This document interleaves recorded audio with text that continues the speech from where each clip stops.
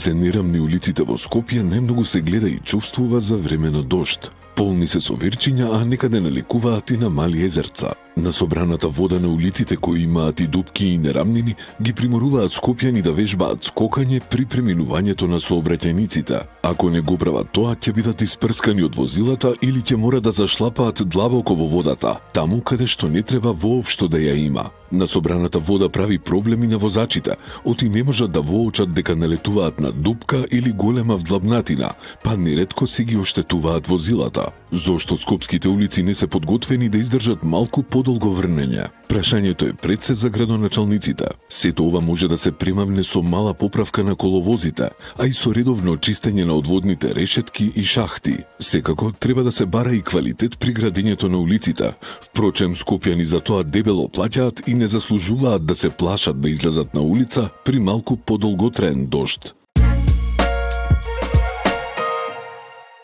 Стекнувањето на свој покрив над главата за младите во Македонија е голем предизвик. Секоја помош е добре дојдена. Во тој правец вчера постапи општина Аеродром, носејќи мерка со која младите до 35 години целосно се ослободуваат од комуналиите за изградба, доградба или надградба на својот прв дом. Оваа добра мерка го отвора прашањето: дали ваквиот или сличен модел треба да се примени и во останатите општини во земјава? Дали треба и да се надгради? Со превисоките цени на становите и со преголемите камати за станбени кредити, сопствениот дом за младите е речиси незамисливо. Добро е оваа мерка да ја прифатат и останатите, особено по малите општини, и да ја прошират преку разни субвенции, но и со помош од државата за градење нови типски населби специјализирани за млади семејства. Населбите да бидат со модерна инфраструктура, со градинка, училиште, маркети. Ова би било едно од решенијата за спречување масовно иселување, но и ќе поттикне развој на локалните заедници.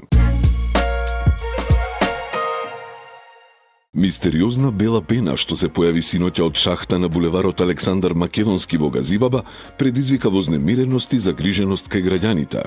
Тие објавуваа фотки од инцидентот на социјалните мрежи со прашања: што се случува? Со објава на социјалните мрежи реагираше и градоначалникот на Скопје Орце Ѓорѓиевски, кој ситуацијата ја нарече алармантна. Тој информираше дека инспектори земале примероци од пената, од шахтата, од површината на булеварот, како и од пеноматот во сопственост на правно лице. Примероците се испратени на анализа и за денеска се очекуваат резултатите. Врз основа на утврдената состојба и собраните докази, кон правното лице ќе бидат преземени најстроги санкциски мерки. Никакво отстапување нема да биде дозволено.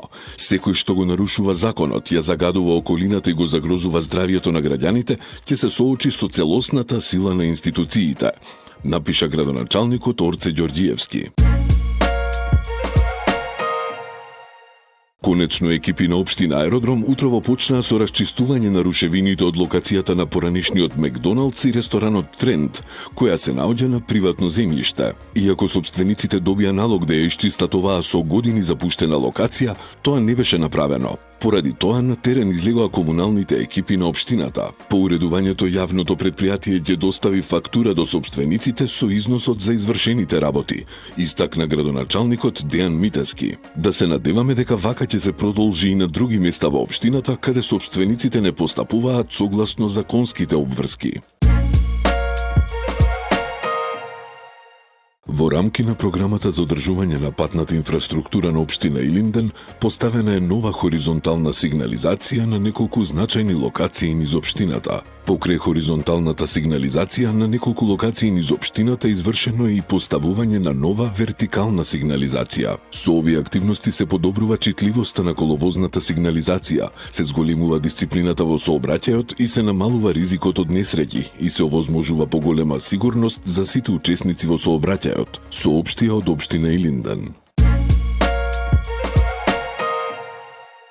Долготрајниот засилен дожд низ Македонија го подигна водостојот на повеќе реки. Управата за хидрометеоролошки работи денеска информира дека според утринските податоци од хидролошките станици, значително висок водостој е регистриран на реката Вардар во горниот дел од сливот, на сливот на реката Пчиња и на реките Пена и Лепенец. Зголемениот водостој на Вардар е забележлив и во Скопје. Од управата за хидрометеоролошки работи упатуваат предупредување од можност од натамошно зголемување на водостоите на реките. Оттаму предупредуваат на предпазливо движење покрај реките и суводолиците низ земјава, особено покрај Вардар и незините притоки во горниот дел од теченијето, покрај Лепенец и покрај теченијето на Радика и Пчиња.